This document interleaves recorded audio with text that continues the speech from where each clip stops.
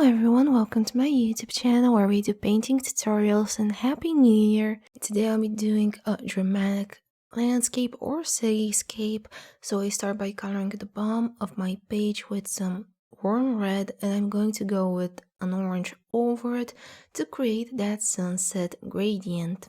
I'm using my normal Mondelez pencils for this, so apologies for not naming them, but they literally have no names printed on them as opposed to ours great pencils, so I can't really give you any pigment information, but any cadmium yellow, orange, and red or similar tones will absolutely do for this. I focus on coloring the middle section of my page with some warm yellow, and I finish it off to about the little moon, which, by the way, I just traced a penny on a piece of washi tape twice, like overlapping each other to create a little crescent shape, and then cut it out with scissors, and that is literally it. I finished the top of my page with some violet, but this violet was looking a bit too cold and was basically gonna look strange, so I neutralized it by applying a reddish brown on top of it. It looks similar to red iron oxide, so yeah, if you have a terracotta kindish color or rusty red/brown, go for that. And lastly, I just apply a bit of black to the top two corners, just a bit, because after all, this is a sunset and the top is supposed to be the darkest. I blend from light to dark, so I start from the middle of the yellow section downwards towards the red, go up, clean my brush, and from the yellow I blend towards the violet and the black. I'm using horizontal brush strokes for this because I do want it to look rather smooth. And I do go over the sections 2 to 3 times, again to make sure it looks smooth and there are no weird streaks. As you can see, it dried up a bit too light because I did use a good amount of water to blend it. And again, these are studio quality pencils, so they're not as pigmented. So I'm just going to do a second layer. I place red on top of the red, orange on top of the orange, yellow on top of the yellow, etc. I'm just trying to build up some saturation here. And again, and it is crucial that your previous layer is completely 100% dry. Otherwise, you're gonna get some really weird streakiness going on, and you won't be able to activate the new layer properly. Then I blend in the same exact motion. I start from the middle of the yellow downwards towards the red. Gently bring it up and go from the yellow towards the violet, and you can see that the violet and that brownish red create this very nice prune kind of color. I use whatever excess pigment I have left over on my brush to create some simple cloud shapes over the red portion of the sky. Just randomly tapping, then I clean my brush onto a napkin and go underneath these clouds to gently diffuse them. I want to have some tall buildings on either side of my sunset, but my issue is the black pencil from this set is really tiny, like it's about 2 centimeters, and I have no proper way of holding it anymore or sharpening it.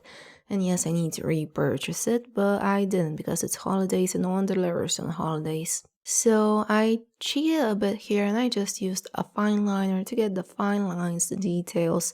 Then I'm going to use whatever black I have left over to fill in the larger areas. Feel free to use a Sharpie, feel free to use a black marker, whatever feels comfortable to you. That's the whole entire point of art. Just, you don't need to follow certain rules. If they make no sense to you, if they're not comfortable to you, or just impossible to you, do whatever you like, whatever is comfortable. And considering I don't have a way to sharpen my black pencil and I have shaky hands, I'm just using here a fine liner pen and a ruler to make sure I get some nice straight lines. And if drawing is not your thing, there is going to be a traceable to the sketch available at my Patreon page, Sunshine Arts, where we also do full-time painting tutorials, and I offer digital downloads of my paintings. If you're interested in any of that, links will be down in the description. Now, back to the painting. Notice how I colored the entire sheet, the entire part of the page, even the one that is going to be covered by the buildings.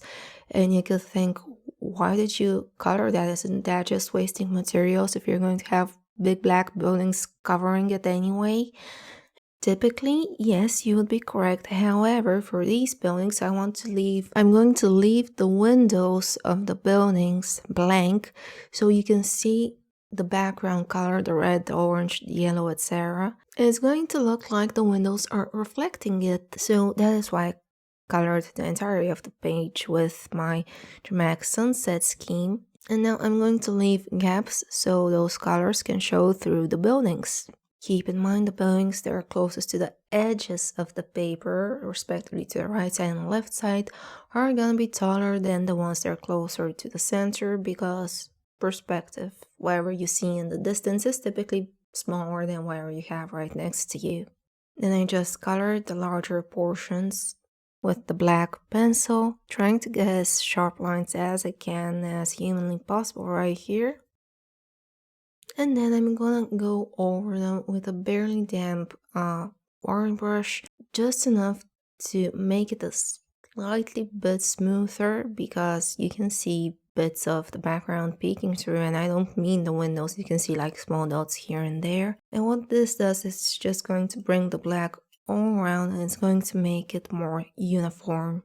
Then I peel off the sticker from the moon, and again with the help of a fine liner because I'm struggling with the pencil, I use some very tiny bird shapes across the sky. They are basically just some random V shapes, sideways V shapes, triangles, W's, M's.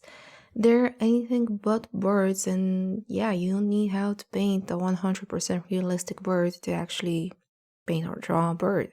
Just some random vague shapes that vaguely remind you of the subject is more than enough because again, they're in the distance, so it does not matter. The building on the right still looked a bit too transparent to me, so while it was still a bit wet, I went in with a black pencil, and like I said previously, if you go on a wet background with a watercolor pencil, you're going to get some very harsh lines. You're going to get a slightly more saturated result than typically. However, you may struggle with activating those lines. And I used that to my advantage here, and I went over the parts that were looking too pale to me, fill them in with black, and I'm not going to activate them because it looks more saturated this way, and that's the exact effect I was going for. I'd like to give a very special thank you to my Patreon supporters for the month of January, and thank you all for watching. We'll see each other in the next video. Bye bye.